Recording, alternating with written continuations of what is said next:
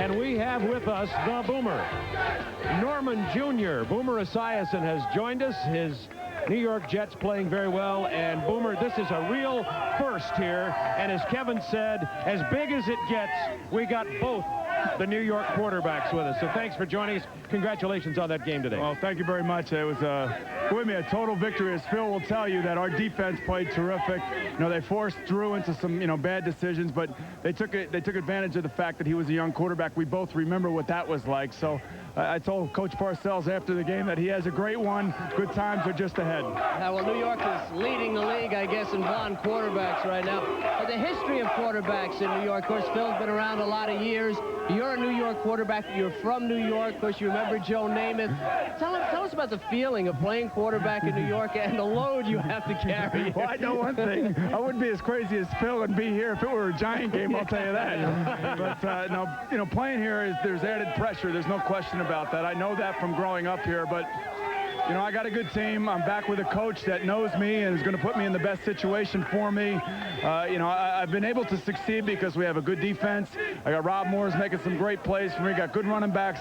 I mean, I'm just, the last piece maybe of the puzzle. So by no means is it just me.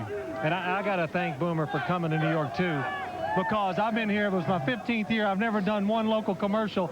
Boomer came to town, and I finally got one. Of course, he was in it with me, but I appreciate it. Well, we're going to have to go out for one after the game. We're talking about a quarter pounder, of course. That's right. Tell me, how much of this game is mental, Boomer? Last 2 years in Cincinnati, you're struggling. Your line's coming apart a little bit. You come back here, you're reborn. You're not only playing well, you're playing as well as anybody in the league. Is it a mental thing?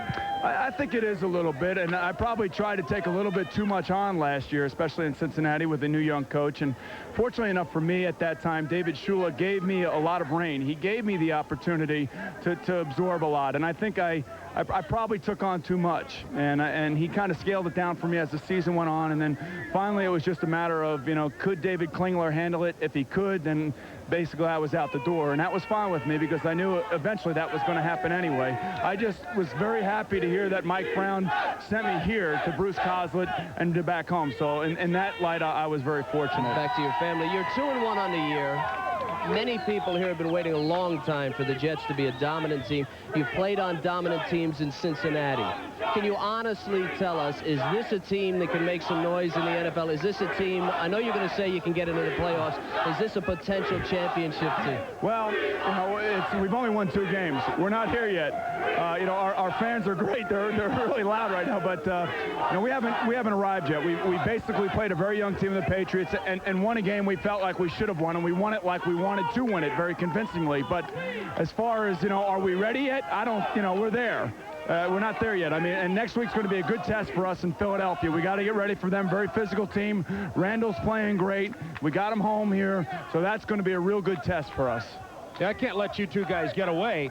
People here in the end zone at our stadium show said have been saying all night, we can't wait till October 31st. What that is, of course, is Giants-Jets. It's also Halloween. And he Halloween. might dress in my uniform, and I'll dress in his.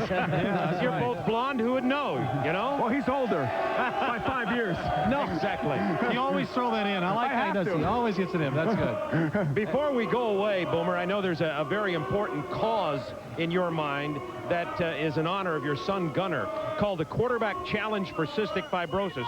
We don't normally plug charities on the stadium show, but this is something that I think is very worthwhile, and I know it's very meaningful to you. Give us just a thumbnail on what you're doing with cystic fibrosis. Well, basically what it is a fundraiser for cystic fibrosis, and Phil and the rest of the quarterbacks in the quarterback club have been gracious enough for allowing me to use that logo to challenge fans to join the fight against cystic fibrosis. And there are donor levels, and fans can reach by calling 1-800-777-7771.